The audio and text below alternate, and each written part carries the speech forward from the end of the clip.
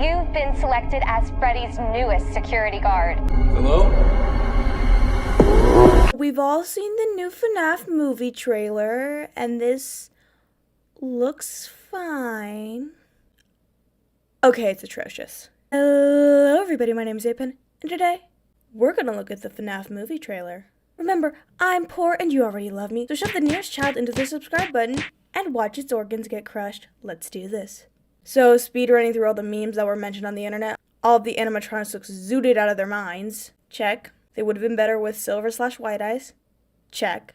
And that's it, because I decided that if I was going to make a video on this, I should probably come up with my own brain-dead take. Apen, are you just trying to fill your 2 relevant videos a month quota? Yes. I've been a fan since this came out, because I've never had an original thought. Okay, let's start with the backstory. The film was announced 8 years ago. I hit the swear time, right? 8 fucking years ago. You want to tell me why this is what we got?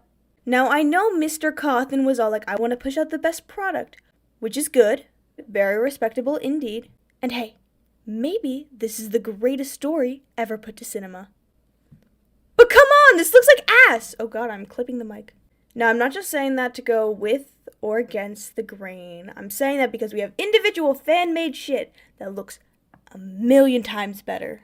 I'm just going to use 2 random examples, one that everyone will know, and one that I found by just searching up Fnaf SFM compilation, not on certain websites. Everybody knows Baddington and Reach Animations. I'll play a clip of each so you can see what I mean. Minutes? Can you bloody believe it? 10 minutes? To my knowledge, Baddington makes their own models, and Reach just used a model as per the description, but that's kind of all the context you need right now. Now, I know there's a big difference using 3D models versus live action. We know how bad that can go on a low budget. But the animatronics in the trailer don't look scary at all. But their eyes when they're in the dirt. I could do the same thing to a cockroach. It does not count.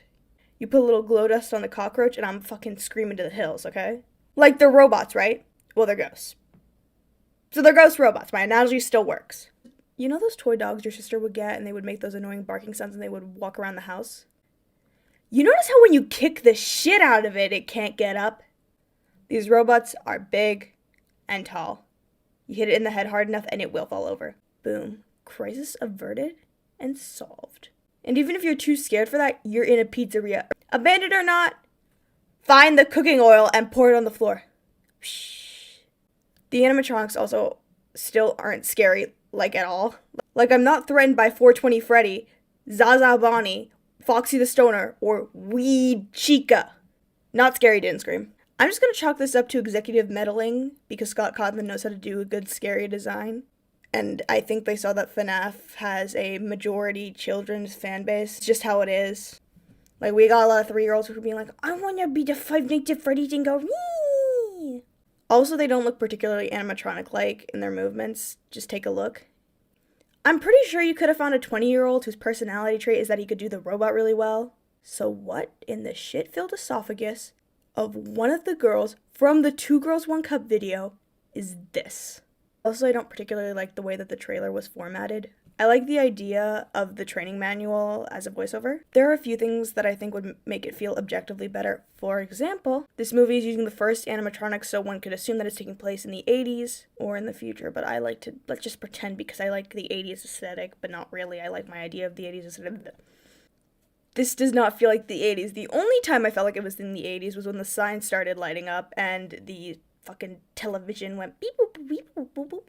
So the little bars over the train tape is really clearly a filter. I don't know what they could have done to make it better, but just, God, not this. I'm gonna use this time to talk about one of my 2 favorite movies, Repo of the Genetic Opera.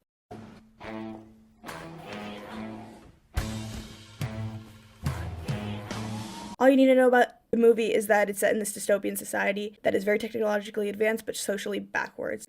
They make this film seem like it was set in the objective past. Take a look at these 2 screenshots. They're both from the same movie. The comic book scenes are in really good quality because it would be unnecessary to make them purposefully old-looking and grainy. But the actual camera quality used in the live-action scenes is grainy. I don't know, maybe Lionsgate was super poor in 2008, who knows.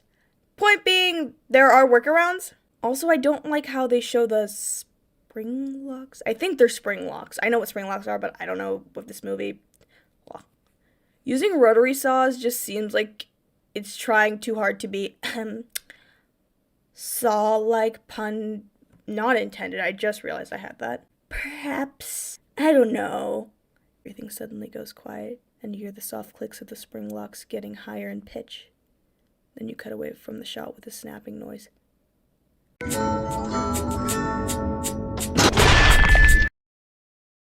Placating old fans and intriguing new ones.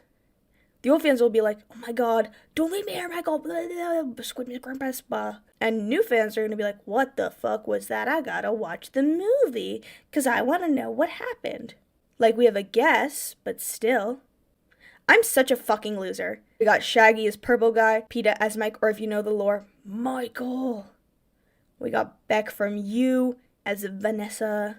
And I can't make any reference jokes for the others, so we have Discount Will Byers, Black-Haired Megan, Stoner Haymitch, Old Woman Says Sexism, and others. This cast is the whitest white I've ever seen. Anyway, story predictions. So Peter gets the job at Freddy's for sequel bait reasons, but also maybe because he's poor or something and has to take care of his sister. Shaggy knows that Peeta's about to uncover some shit, so he'll send Peeta's sister, Will Byers, to make him regret learning shit, I guess. Animatronic fight ensues, lore ensues, building burns to the ground with a cliche, this isn't over. And maybe a phone call where Shaggy says, like Peeta, how would you feel about taking another job? Cut to credits. Now this isn't a bad premise for the movie. Hell, my other favorite movie is Willy's Wonderland. And it goes like this. Nick Cage silently beats up animatronic robots after being forced to stay in a town while a group of teenagers try to burn the pizza down and rescue him. That's the spoiler-free version. The actual movie is... You should go watch it. Terrible segue, I know. I like the set design. For the most part, everything in the pizzeria looks great. I don't know what's going on in the forest scene. Probably some kind of dream sequence. You killed a Smichael type beat or whatever. But this isn't going to be a one-to-one recreation of the game, so I guess it's fine. A few final questions/thoughts. Do I think the movie's going to be good? I think it's going to be passable. Problem is that I'm 90% sure it's not going to be worth the 8-year wait in the slightest. Is that going to stop me from watching the movie? Hell no! Hell no. I am too deep into the sunk cost fallacy to let it stop me now. Is the movie going to be scary? Probably not, but Apen's a little bit of a pussy and will punch the nearest 5-year-old as a knee-jerk reaction. Over and over and over and over again when the jump scare comes up. Okay, super quick and unprofessional audio. I see a bunch of people going, if the movie gets delayed because of you guys. The people saying this should be more concerned about getting a good product than getting the product out here quicker. The movie is going to be slightly less enjoyable with the stupid, goofy aha eyes. Also, Scott's probably going to delay this movie anyway. We know Scott. We know good old Scotty boy. The point is you shouldn't be... Fuck, my generator. The point is you really shouldn't be settling for good enough because you deserve better. You're watching this video, so of course you deserve better. Alright, that's all. Hey, you made it all the way to the end of the video. You must really like me or must be cleaning your room and your phone's too far to go away. Anyway, consider subscribing. I'm actually really hilarious, and I think more people should know of my presence. Like PETA, how would you feel about taking up another job? Okay, I can't do it, but just imagine the Shaggy voice.